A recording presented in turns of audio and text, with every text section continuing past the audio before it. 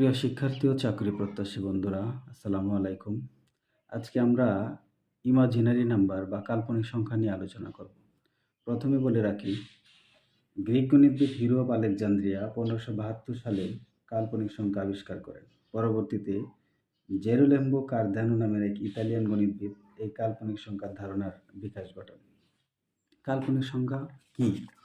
কাল্পনিক সংখ্যার অর্থাৎ ইমাজিনারি নাম্বার এর ডেফিনেশনে বলা হয়েছে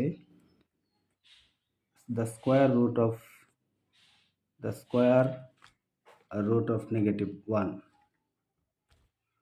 square root of -1, এটা ইট ইজ দ্য ডেফিনেশন। হচ্ছে কাল্পনিক সংখ্যা, অর্থাৎ ঋণাত্মক সংখ্যার বর্গমূলই কাল্পনিক সংখ্যা। আমরা জানি সূচক লগারিদমের অঙ্কগুলোতে আমরা জেনেছি i⁻0 = 1।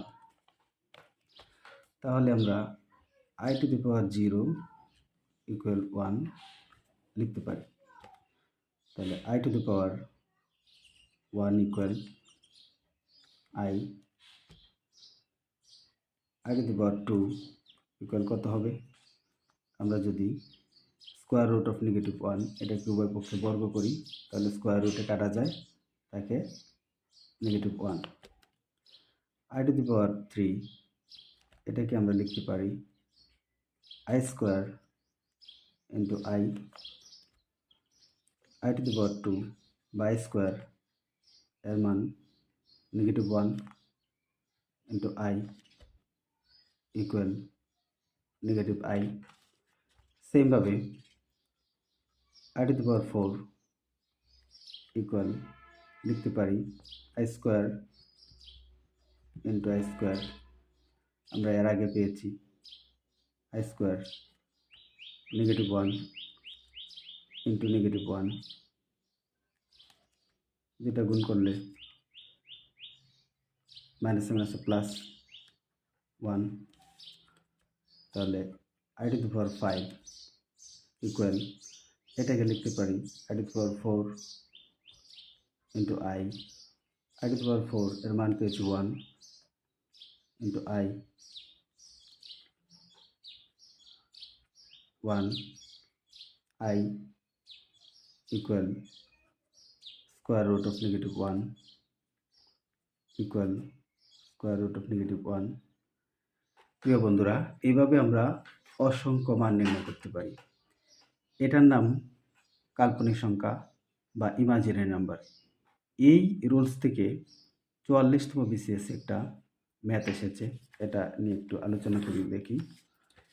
দেখো 44তম BCS এরকম একটা ম্যাথ এসেছে, i⁻49 = কত?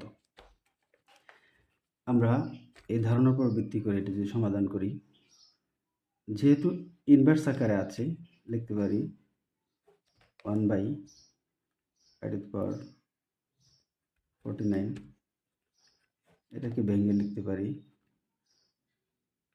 i⁻48 × i, i⁻48 এটাকে ভেঙে লিখতে পারি i⁻4/12 × i, এটাকে ভেঙে লিখতে পারি, তাহলে i⁻4 =